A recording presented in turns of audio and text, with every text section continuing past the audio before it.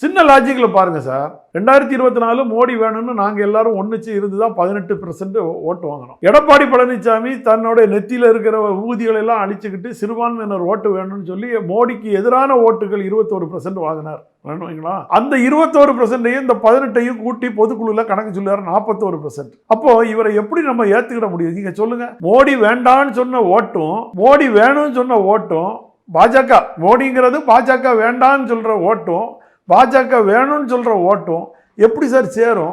அது ரெண்டு ரயில் தண்டவாளம் போல இணையாது.